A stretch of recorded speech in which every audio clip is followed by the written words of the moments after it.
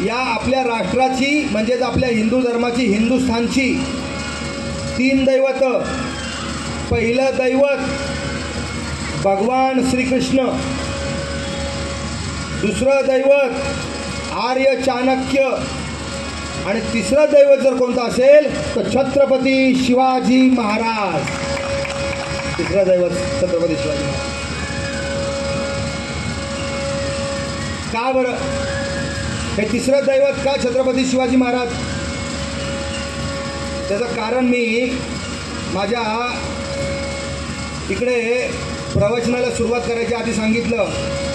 निश्चयाचा महामेरू आणि बहुत जनासी आधारू, अखंड स्थितीचा निर्धारू, श्रीमंत योगी. ही रचना कुणी केली? ही रचना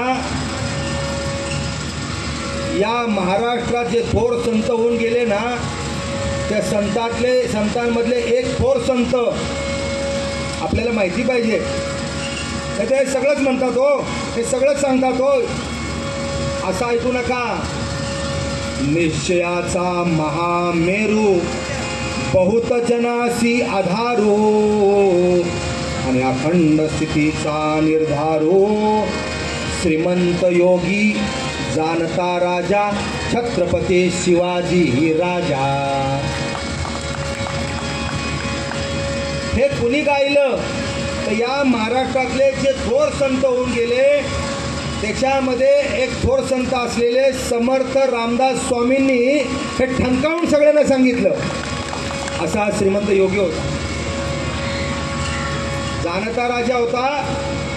तो कसा होता? तर तो श्रीमंत योगी होता.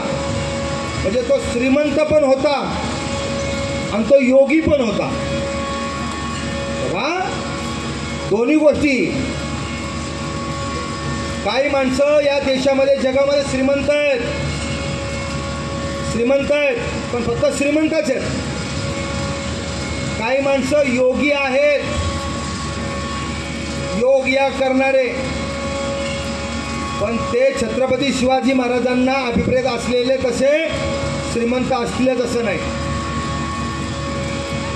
हा जानता राजा आपण म्हणतो ना, हा जानता राजा हा 6 महिन्या म्हणजे जन्मल्यानंतर 6 महिन्यानं जानता राजा झाला नाही, 6 वर्षानं झाला नाही.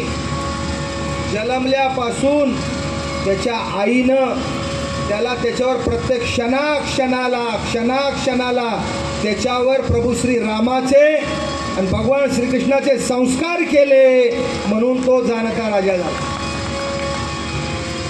कोण होते? मातृभक्त होता, पितृभक्त होता, गुरुभक्त होता. आवाज जरा मोकळा ठेव स्पीकरवाला. मला इथला हा स्टेजवरचा आवाज येत नाही. बंद आहे का? तर मला तो बॅक आहे ना स्टेजवरचा. पितृदेव भव आणि आचार्य देवो भव.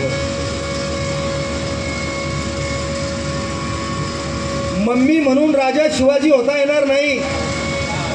छत्रपती शिवाजी महाराज हा प्रत्येक घराघरात जन्माला आले पाहिजेत असं जे सर्वांना वाटतं ना, त्याच्या आयांनी लक्षात ठेवावं की आपल्या मुलांनी आपल्याला मम्मी म्हणून, मम्मा म्हणून, मॉम म्हणून आपल्याला आपल्या घरातलं जे बाळ आहे त्याला राजा छत्रपती शिवाजी महाराज घडवता येणार नाही. ज्या वेळेला छत्रपती शिवाजी महाराज हे बालवयात आपल्या आईसाहेबांच्या मांडीवर खेळत होते ना, तेव्हा ते आपल्या आईसाहेबांना माँसाहेब म्हणत होते. माँसाहेब. बघा, आता मला तुम्ही सांगा, जे लहान बाळ लहान वयात आईच्या अंगाखांद्यावर खेळताना, वडिलांच्या अंगाखांद्यावर खेळताना ते आईला आपल्या आई म्हणल, वडिलांना आपल्या बाबा म्हणल, ते मोठ्यापणी मातृभक्त होणारच, पितृभक्त होणारच. त्याला वेगळं काही सांगावं लागत नाही. मी काय सांगतोय बघा, मी सांगितलं छत्रपती शिवाजी महाराजांचं चरित्र रहस्य मी तुमच्यासमोर ठेवणार आहे सद्गुरूंच्या प्रेरणेनं. पूर्वीची आई आपल्या मुलाला आपल्या अशा पोटोशी घ्यायची,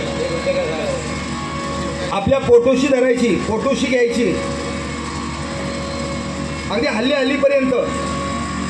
पण आता जेव्हा मी इकडून केव्हा मुंबईवरनं इकडे तिकडे फिरतो, कधी आता काल कुलाब्याला गेलो होतो, नरिमन पॉईंट वगैरे तिकडे तो परिसर, तिकडे त्या परिसरात, किंवा जेव्हा मला कधीतरी इकडं देश सोडून परदेशातलं तर बोलायलाच नको, पण देशातलं सांगतो, वरळी सी फेस वगैरे, मरीन ड्राईव्ह, आता कालच जाऊन आलो मी.